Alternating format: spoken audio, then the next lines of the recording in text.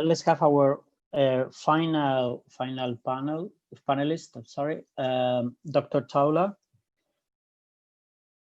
who I would like to again mention that he's with us, and he's an engineer by training and teaches at the Indian Institute of Mass Communication, as well as Delhi University as a visiting professor. Thank you for having me. Can you hear me? Yes. Okay, thank you for having me out here.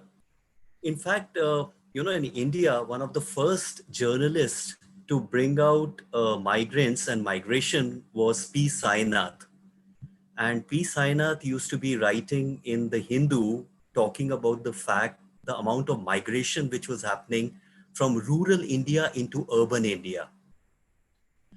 And it never came to anybody's notice. Actually, COVID-19 came as a boon to the migrant cause. Now that everybody knows about the migrants which are there, the media narrative has been very, it's always as one of the earlier speakers said, it's a class thing. The migrants on the road is almost like them rather than all of us being migrants. So, and Indian media, also you have to need to understand the context in which the narration was happening.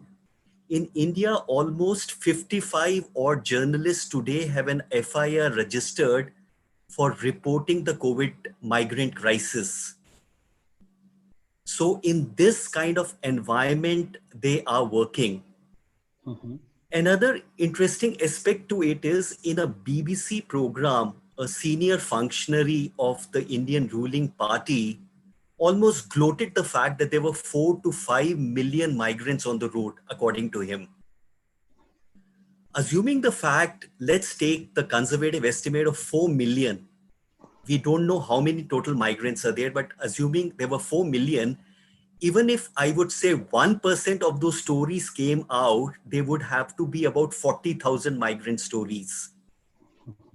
Assuming the fact 49 to 50% of these migrants were women, I wanted to see at least 20,000 women's stories, which I didn't.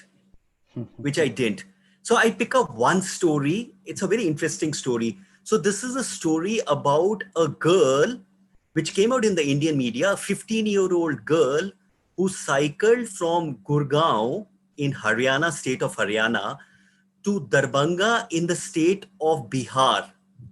And the top 5 searches on the web were typically mainstream newspapers like Indian Express, NDTV, Zee, Deccan Herald.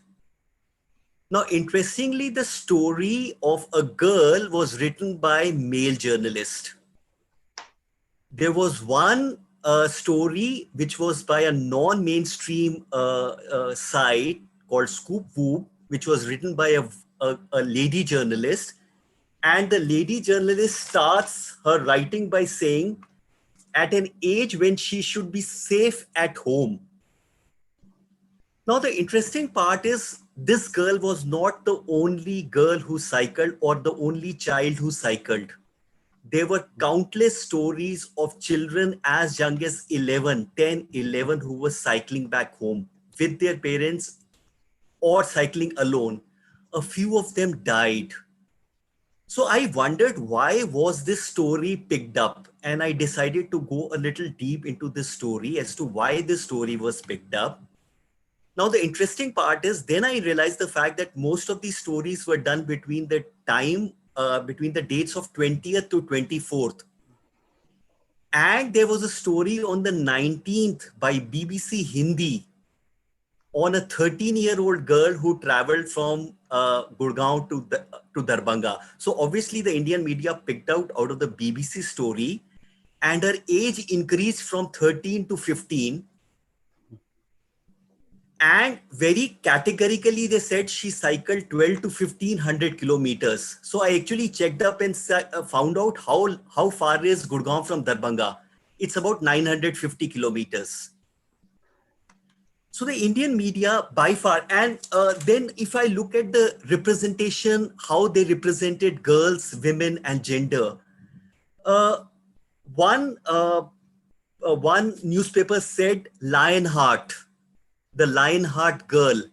So even the metaphors used were male oriented. So when I look at, when I look at coverage, the women, their issues, how they were covered, how sensitivity was exhibited, why was this covered like this? It was a very interesting thing. And how they translated the BBC news into the Indian news. And I also got a feeling that there was certain amount of choreography in that news item. For example, when I did a word cloud, there is, today I have on a new media tool called a word cloud where I can emphasize what are the words that are emphasized in a text, which is being carried by media. Except for the word Jyoti, which was the girl, the rest of the words which got emphasized include father, include the caste of the father, which is Paswan, included Bihar. Somehow I got a feeling that maybe it is to do with the Bihar elections, which is coming in the near future. Was it like that? It kind of. And there were words like cycle. It was almost like the media was window dressing this story. And an interesting part was when I read a similar story of another boy who cycled 1700 kilometers, which was covered by the Hindu. They actually wrote about where he stopped, what happened, so incidentally, the media was short on the facts and the context when they were dealing with this migrant story, because it was not about us. It was not about us migrants in India, but it was about those migrants who were going to the rural areas. So it became a very interesting way how these stories were covered. And this has been normally accused in the Indian media that they always are short on facts and context, and that skews up the narrative. Mhm. Yeah. Well, thank you very much. It's extremely fascinating. I'm not sure if you all are going to agree with me, but the best thing of the COVID has been to meet you and to listen all these great stories and all these case studies. If anything comes good from this pandemic globally, it has to be that we all come together to at least listen to each other and learn from each other. And